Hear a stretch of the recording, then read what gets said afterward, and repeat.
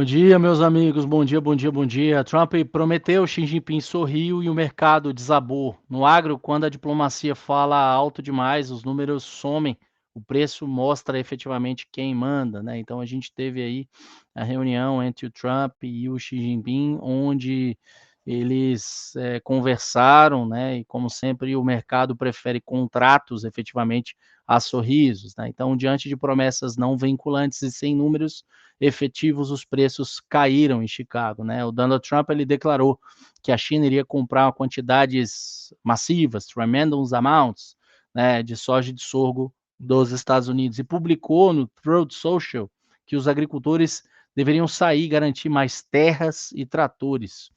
Já o Ministério do Comércio da China foi vago, confirmou que as partes concordaram em expandir o comércio agrícola, mas sem muitos detalhes efetivamente, né? A China, lá pela sua mídia, foi um pouco mais política, disse que a reunião alcançou um certo consenso, as duas partes devem implementar os próximos passos o quanto antes, né? Trump ainda afirmou que visitaria a China em abril, lembra que ele tinha dito que visitaria em janeiro, ou seja, o mercado entende como uma postergação, um sinal de não urgência em relação a isso, tá? Bom, nossas fontes aqui nos informam que nessa manhã a China não demonstrou nenhum novo interesse de soja ou sorgo americano, nenhum novo navio, nenhum contrato real, tá? Bom, tudo gira em torno de uma pergunta-chave. A China vai manter as tarifas sobre os grãos dos Estados Unidos? Essa é a grande definição que agora a gente tem que responder, o mercado tem que entender. Justamente porque, se as tarifas permanecerem, só a estatal Sinograin pode comprar, né, soja e sorgo dos Estados Unidos. Se houver uma flexibilização parcial, as indústrias esmagadoras e os grandes criadores também podem atuar nesse mercado. A gente aqui na GeoResource, a gente acredita que a China vai reduzir a tarifa pela metade, de 20% para 10%, o que mantém um produto americano em desvantagem com a América Latina, tá? E aí, no caso, se só a Sinogram comprar, o resultado deve ser decepcionante, tá? Então, de novo, as negociações iriam incluir toda a ideia de redução de tarifa sobre fentanil, liberação de chip da NVIDIA, o Blackwell, corte de taxas portuárias e frete marítimo, flexibilização de restrições de software por parte dos Estados Unidos e, em troca, a China prometeu, né, manter exportações de minerais de terras raras por um ano, redução de tarifas portuárias, comprar até 10 milhões de toneladas de soja americana na safra 25-26.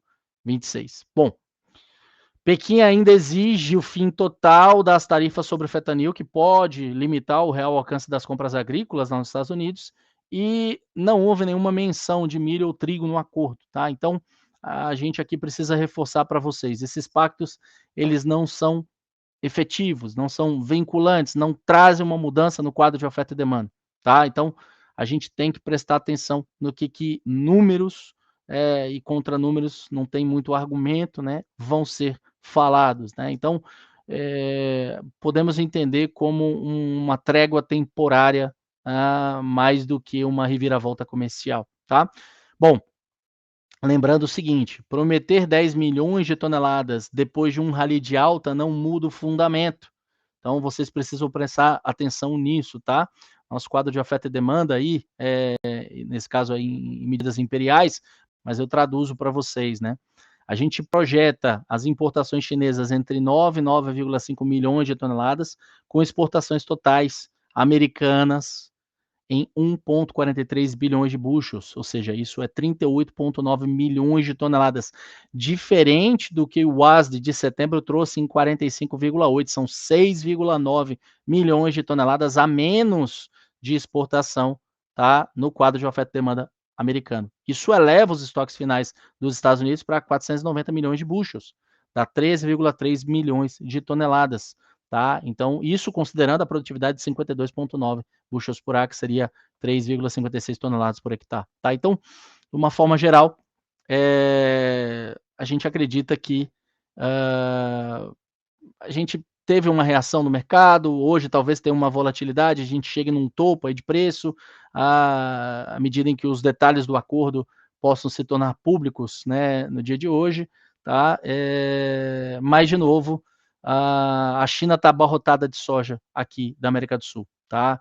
A gente está tendo, obviamente, até produtores locais lá com prejuízo, grande liquidação de rebanhos suínos, né? Então, difícil esse aumento, tá? Ou trazer alguma coisa muito disruptiva nessas compras, tá? Brasil continua mais competitivo em farelo. A gente também está vendo uma Argentina mais competitiva no farelo, tá? Os Estados Unidos ele não está conseguindo bancar, né, comparativamente ao restante do mundo, tá? Então, a oferta interna dos Estados Unidos segue crescendo, tá?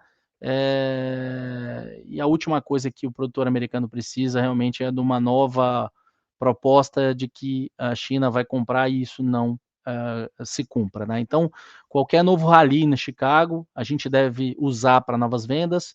É hora de recompensar o mercado, não de sonhar com promessas, efetivamente, tá? E a gente tem que continuar olhando para o clima aqui na América do Sul. Se você olhar para o clima nos próximos dias, de 1 a 5 dias, a gente vê chuvas retornando para o norte e para o centro do Brasil, tá?